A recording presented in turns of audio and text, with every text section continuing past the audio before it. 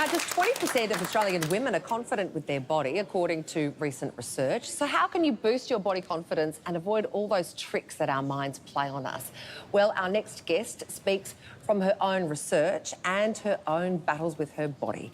Let's welcome Catherine Isco to Studio 10. It's nice to see you. Thank you very much. Thank you. It's hard to believe as you sit here that when you were a teenager, you absolutely hated your appearance, so much so that you actually tried to take your own life. Absolutely. And the thing that I really want everyone to understand is that body image issues has nothing to do with age or nothing to do with what you look like.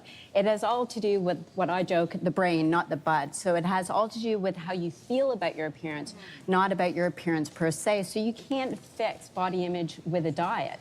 It's just not that easy per se. So this was your image of yourself when you're a teenager. You're writing on yourself, you go on your yearbook, you're defacing it. Yeah. What is it that we do to ourselves? How do we trick ourselves into believing this? Because I look back at pictures of myself then and I thought I was fat as a teenager. I look at myself in a bikini and I go, why did you ever put clothes on? Yes. You know what I mean? Absolutely. It's funny and it's sneaky. The best way to explain it is through an example. So let's say you're getting ready for a hot first date and you get a massive pulsating zit in the middle of your forehead. Always? Always. It always happens that way. So you think, okay, well, zits are ugly, and because I have a zit, I'm ugly. So you relate two independent things together and you use it to label yourself, which is very inaccurate. So as an adult, you went back to school and then you developed some real eating issues. You were binging, you went dangerously underweight. What happened there? Yeah, it was sort of like a pendulum going back and forth. And because school was very stressful for me, because I essentially, like I just said, fused my grades with my self-esteem, meaning that if I got great grades, I felt great about myself, but the opposite was also true. So if I would get, God forbid, a B+, it would be like, oh, I might as well just quit my scholarship and end everything and skip the gym and eat the chocolate cake because everything's sort of messed up anyways. Yeah. And then I would try to fix that with over-exercising and under-eating. So you go on this like pendulum ride, which is not so fun. Fixing it is a bit difficult, and as I always say, you can't fix a mindset with the same mindset that got you into that place. But essentially what I did was everything opposite, kind of like George Costanza off of Seinfeld, you know, the opposite episode where he got the girl, he got the job. So you can't do the same things over and over again and expect different results. It just doesn't work that Well, way. I have to say, you are very beautiful. So Oh, what you're doing, go on.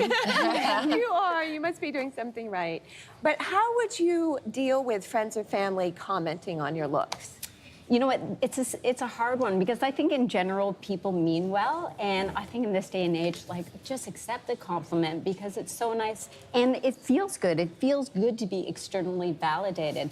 I think where it gets problematic is because we associate, hey, you're beautiful, you're skinny, you must be super happy, you must be super successful. And, you know, my grandma, bless her cotton socks, used to always say, Katushka, you're so beautiful, you're so smart, why don't you have a boyfriend? And it was like she couldn't put the two together. So at the end of the day, accept a compliment and just remember that you are more than your appearance.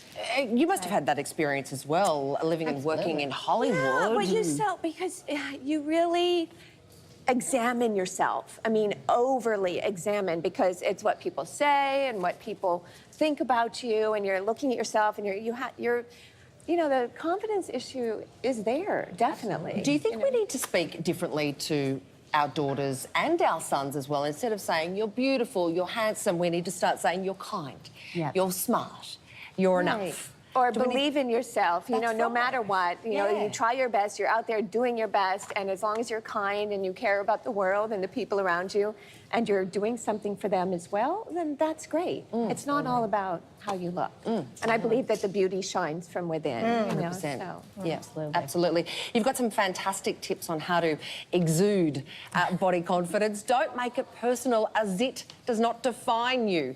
Don't get caught in the binge restrict cycle. Recognise how your body confidence can be almost bipolar. That is, 1 minute you're embracing your curves, the next minute you're hating them. I think there's a lesson there. And Dr. Kat has a book out on this issue. It's called Body Confidence, the Scientific Approach to Shine from Within. And that you certainly do. Thank you for joining us this morning. Thank you so much. All right, after this very short break, we have one huge surprise for a bold and the beautiful superfan. Check out what's in store for her in just a tick.